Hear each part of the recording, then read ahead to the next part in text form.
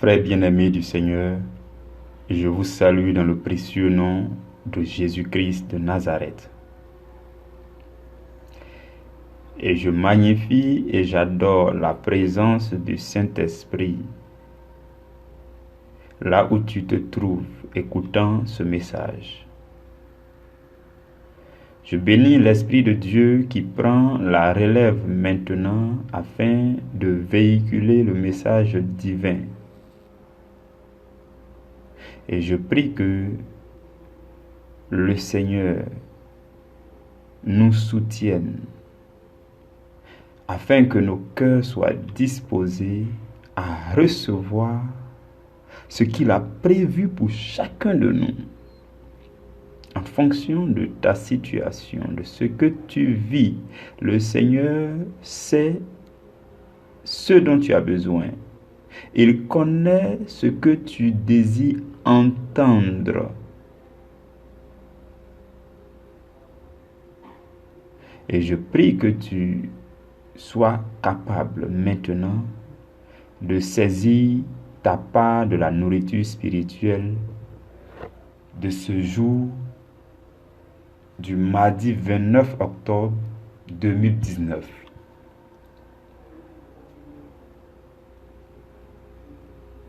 Le sous-thème que nous avons à partager aujourd'hui, frères et sœurs, c'est découvrir et pratiquer le style de vie qui éloigne la maladie de vous. Donc, découvrir et pratiquer le style de vie qui éloigne la maladie de nous. C'est ce que nous avons à méditer aujourd'hui et nous allons ensemble lire 2 passages bibliques avant d'avancer dans notre méditation. Nous allons ensemble prendre nos Bibles.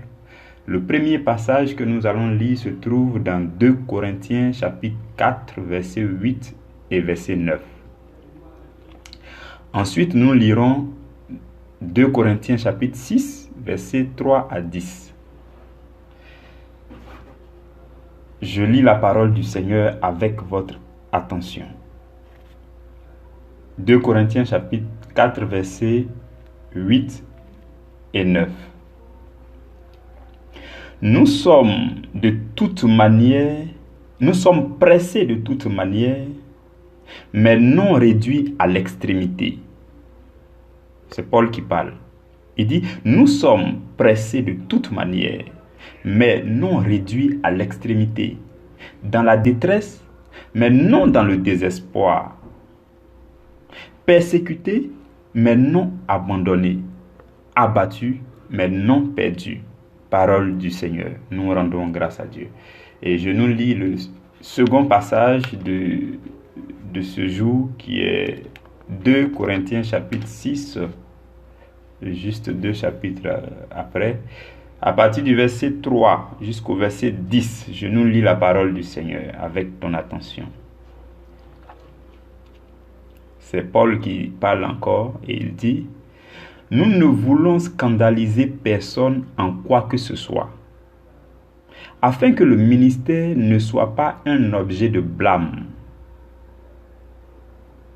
Mais nous nous rendons recommandables à tous égards comme serviteurs de Dieu, par beaucoup de patience dans les tribulations, dans les calamités, dans les détresses, sous les coups, dans les prisons, dans les séditions, dans les travaux, dans les veilles, dans les jeûnes, par la pureté, par la connaissance, par la longanimité, par la bonté, par l'Esprit Saint, par un amour sincère, par la parole de vérité, par la puissance de Dieu, par les armes offensives et défensives de la justice.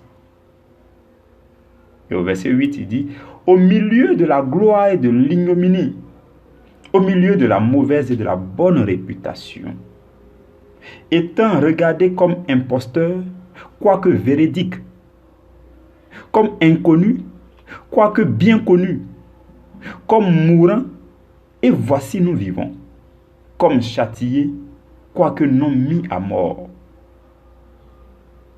Comme attristés, et nous sommes toujours joyeux. Comme pauvres, et nous en enrichissons plusieurs.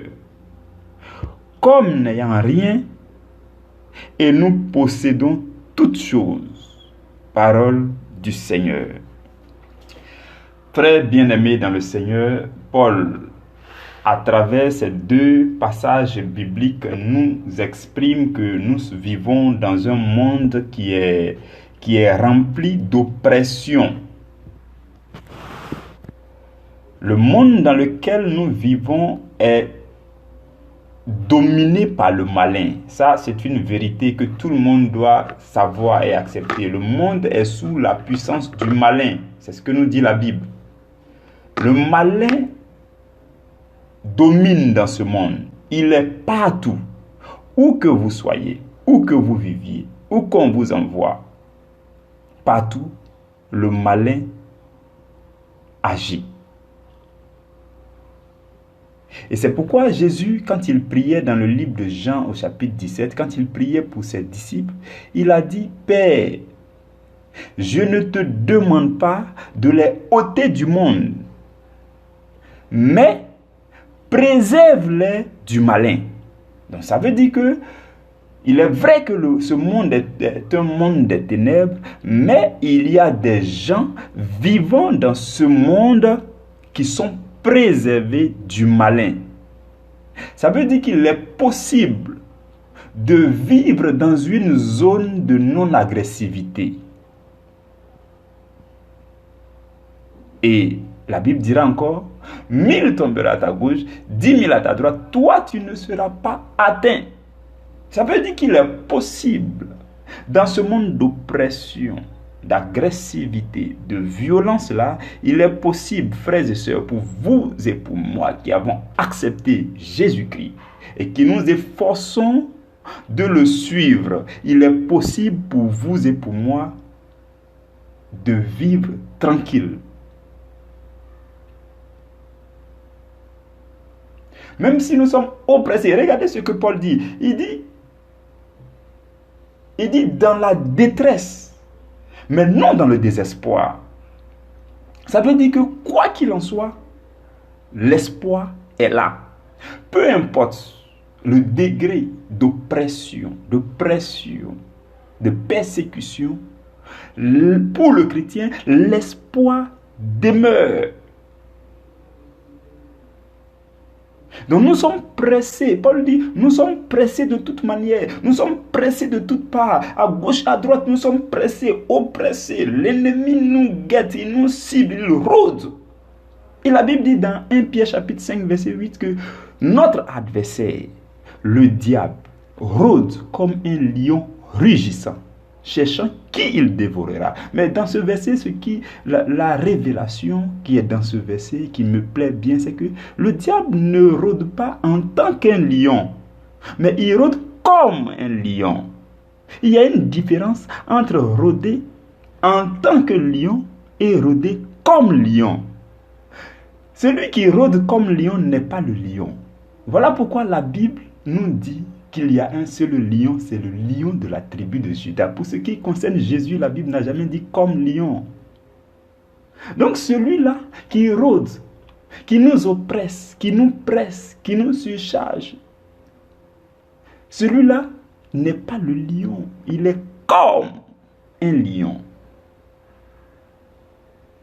Et frères et sœurs dans le Seigneur, dans mes méditations, j'ai pu découvrir que dans l'armée de Satan, c'est comme s'il y a... Bon, c'est sûr qu'il y a... C'est pas hiérarchie. Donc les esprits mauvais jusqu'aux démons, ainsi de suite, tout ça, c'est pas hiérarchie. Et j'ai comme l'impression qu'il y a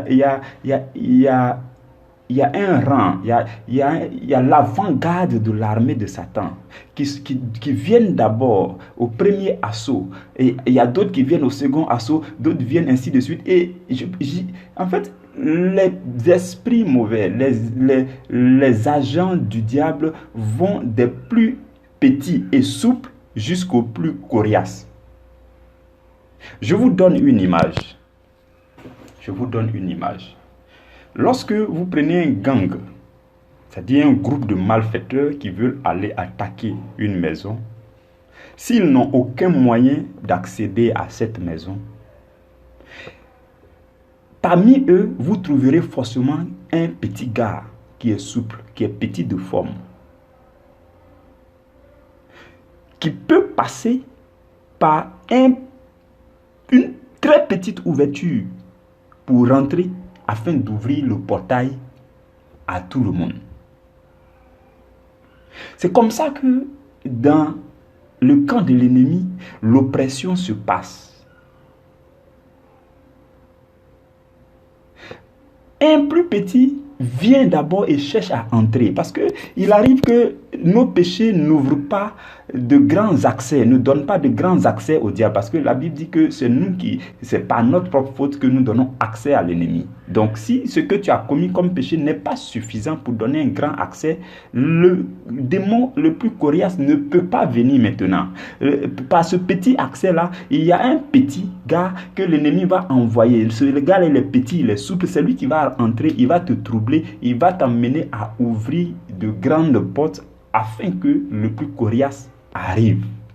C'est comme ça qu'il fonctionne. Donc nous allons parler de tout ce qui nous oppresse. Et après, nous allons parler de comment les reconnaître et comment les repousser.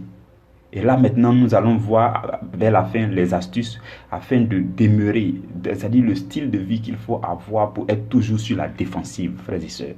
C'est ce que nous sommes en train de voir progressivement dans le cadre de la méditation d'aujourd'hui. Et frères et sœurs, pour ce qui concerne tout ce qui nous oppresse, je voudrais que vous sachiez qu'il y a 3 sources.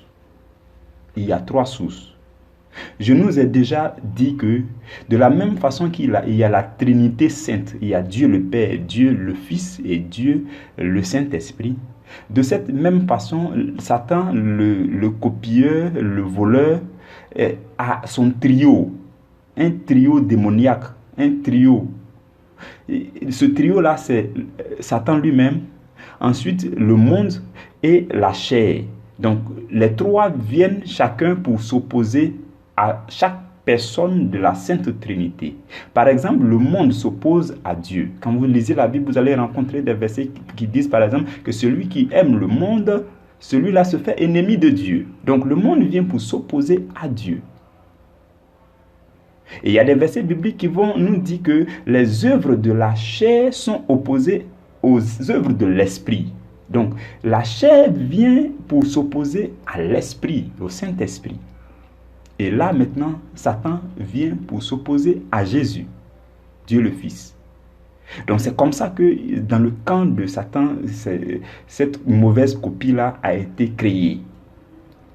Et donc, tout ce qui nous oppresse ont aussi 3 sources venant du camp de l'ennemi. La première source, c'est le monde. La Bible parle dans 1 Pierre chapitre 2 verset 11, la Bible dit que nous sommes étrangers et voyageurs sur cette terre et que nous devons nous abstenir des convoitises charnelles qui font la guerre à notre âme. Donc il y a dans le monde des choses qu'on appelle les convoitises des yeux, les convoitises de la chair ou encore la séduction du monde. Donc le monde nous propose plusieurs choses qui nous séduisent. Tout ce que le monde nous propose n'est pas mauvais en soi, mais dans tout ce lot-là, il y a des choses qui nous séduisent. On appelle ça les convoitises des yeux. Quand vous sortez, observez votre journée, vous aurez forcément affaire à beaucoup de convoitises des yeux, convoitises de la chair, ainsi de suite, des séductions autour de vous. Donc ça, venant du monde, ces choses-là viennent nous oppresser et nous séduire afin de nous attirer. Ça, c'est la première source des choses qui nous oppressent. La deuxième source, frères et sœurs, vient de notre propre chair. La chair en nous, frères et sœurs, est l'activité de nos 5 sens. L'activité des yeux, c'est la vue. L'activité de l'oreille, c'est l'ouïe. L'activité du nez, c'est l'odorat. L'activité de la langue, c'est le goûter. L'activité de la main ou de toute partie du corps, c'est le toucher. Donc, leurs activités-là ont été souillés par Satan dès le début. Et donc la chair qui avait été placée par Dieu initialement pour être des capteurs sensoriels qui vont nous permettre de capter l'information de l'extérieur pour les traiter à l'intérieur. Cette chair-là, cette activité de nos 5 sens-là a été souillée par Satan. Et comment est-ce qu'il a souillé la chair? Il a fait pénétrer en nous le péché. Le péché est parti habiter dans la chair. Quand le péché est entré dans le monde, le péché n'a pas trouvé nulle part où habiter si ce n'est dans la chair de l'homme.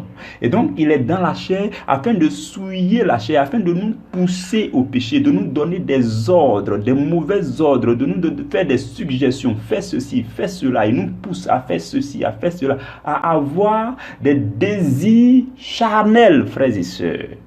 Ce que le péché nous propose, c'est d'exprimer ce qu'on appelle les désirs charnels.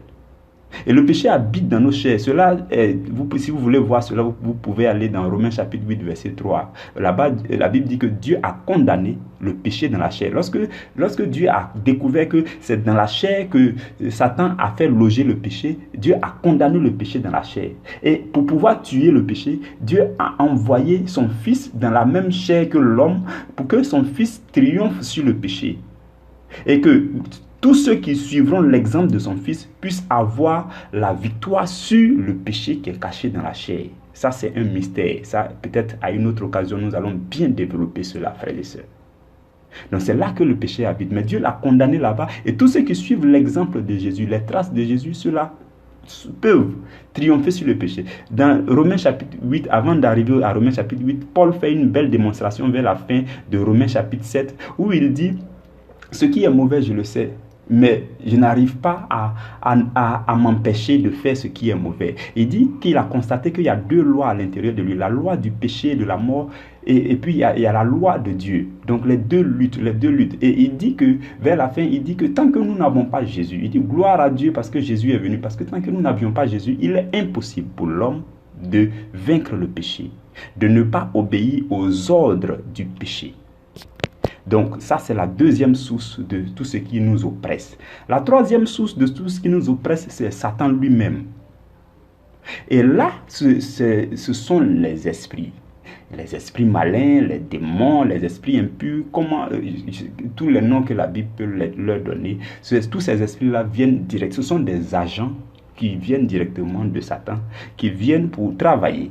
Et vous allez remarquer que c'est l'action combinée de tous des esprits malins, des esprits mauvais, des démons, l'action combinée du péché qui nous pousse à exprimer nos désirs charnels et les séductions qui sont dans le monde. C'est toutes ces actions combinées qui nous poussent, nous oppressent au péché, à commettre maintenant le péché, à obéir au péché qui agit en nous, qui s'agite en nous et qui nous pousse à lui obéir.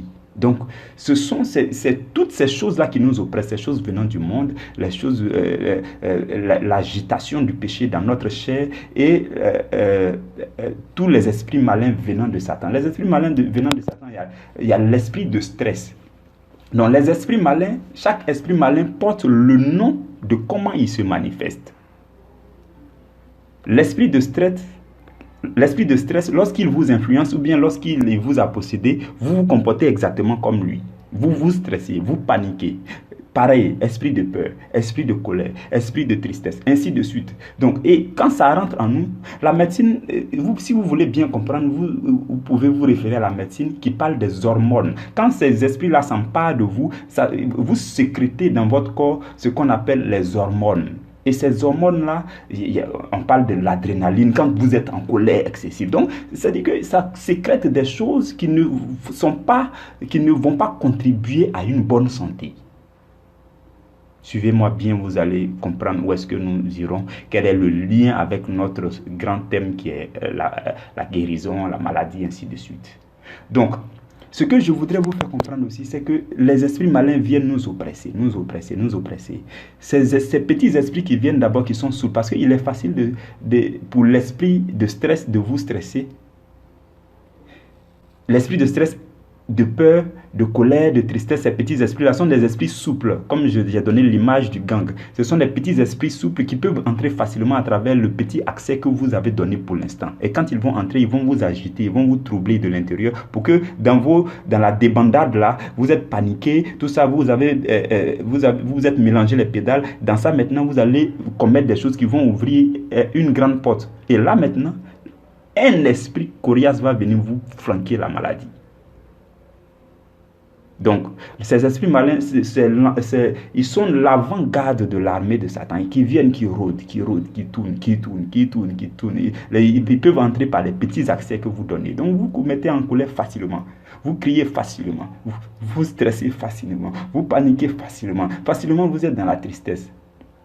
Mais derrière eux, il y a des esprits qui attendent qu'une grande porte soit ouverte pour qu'ils entrent. Et nous avons vu qu'à chaque maladie est attaché un esprit malin. Donc, par exemple, l'esprit qui est attaché à l'hypertension ne peut pas entrer tout de suite.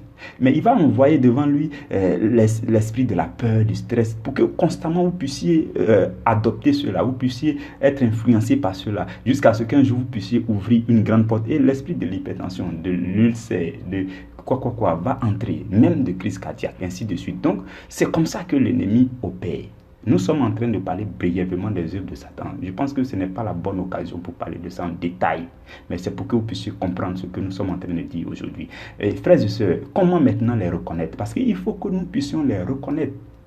Ce que je voudrais vous dire, c'est que vous-même, il arrive des fois dans des situations où vous êtes oppressé, vous sentez la pression. Vous-même, vous sentez la pression. Quand vous devez vous mettre en colère, vous sentez une pression, vous sentez quelque chose monter en vous. Vous sentez l'influence extérieure de l'esprit malin, l'influence intérieure du péché qui s'agite dans votre chair pour dire non, il faut que tu te fâches, non, il faut que tu parles, non, il faut que tu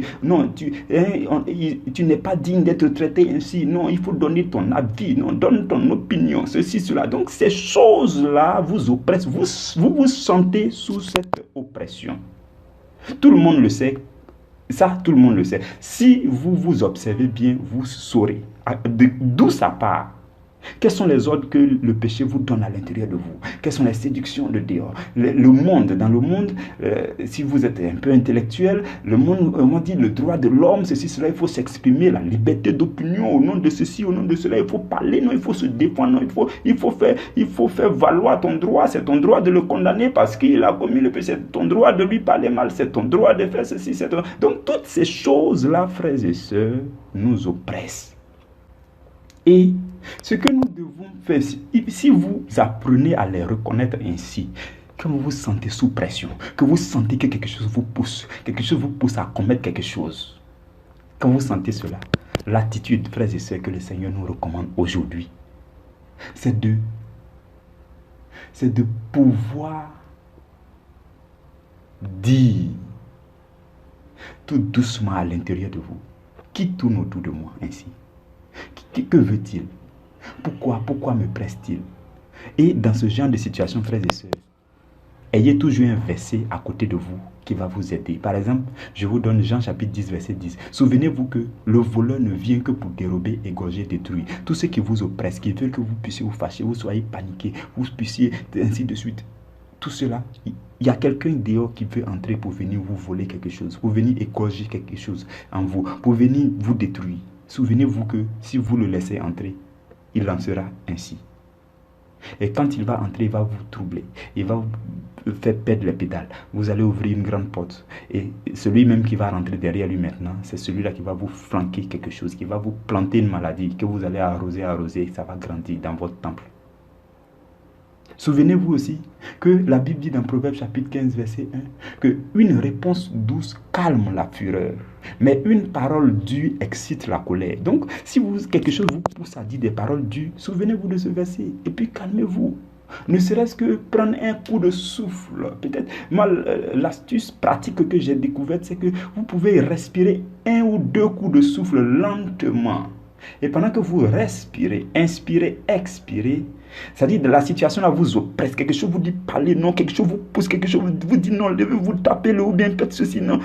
Vous calmez et vous prenez un ou deux coups de souffle en ralenti en disant, Seigneur, apaise-moi, console-moi. Seigneur, ne permets pas à Satan de profiter de cette situation. Seigneur, indique-moi une voie de sortie paisible. Esprit de maîtrise de soi, aide-moi à préserver ma joie, à préserver mon intégrité intérieure. Ma joie a une valeur infinie et le diable ne mérite pas de la toucher. Le diable ne mérite pas de toucher à ma joie. Le diable ne mérite pas. Je ne peux pas donner accès. Je ne sais pas dans quelle intention il est en train de m'oppresser. Qu'est-ce qu'il veut venir voler chez moi? Qu'est-ce qu'il veut venir égorger chez moi? Qu'est-ce qu'il veut venir détruire? Oh Seigneur, aide-moi, apaise-moi. Vous prenez 2, 3, 4 coups de souffle, vous respirez. Quand vous faites comme ça, votre cœur va pomper l'air. Un air sain qui va entrer dans vos poumons, qui va apaiser toutes choses. Vous savez, derrière chaque mot se trouve la puissance qui l'accompagne. Si vous prononcez Seigneur, apaise-moi, la puissance d'apaisement va vous remplir. Si vous prononcez Seigneur, console-moi, la puissance de consolation va vous remplir. Et l'air que vous respirez maintenant, que vous inspirez maintenant, qui rentre dans vos poumons, cet air-là est conditionné à aller créer dans votre cœur l'apaisement que vous avez demandé. C'est quelque chose de pratique. Ça, depuis un moment, je le fais. Dans des situations qui peuvent m'amener à bout, je me calme. Je dis, Seigneur, que veut l'ennemi? Aide-moi, Seigneur, apaise-moi. Frères et sœurs, voilà pourquoi dans le livre de Romains chapitre 12, verset 2, la Bible dit, ne vous conformez pas au siècle présent, mais soyez transformés par le renouvellement de l'intelligence, afin que vous discerniez quelle est la volonté de Dieu. Donc ça veut dire que dans chaque situation, Dieu nous a donné la capacité de discerner sa volonté. Seulement si nous nous calmons, si nous nous calmons et que nous nous connectons à Dieu et que nous lui demandons la voie de sortie, la solution, il y a toujours une voie de sortie. Mais ça nécessite d'abord que vous soyez connectés à Dieu, que vous puissiez créer un calme à l'intérieur de vous, à l'instant. Proverbe chapitre 17, verset 14 dit, commencer une querelle, c'est ouvrir une digue.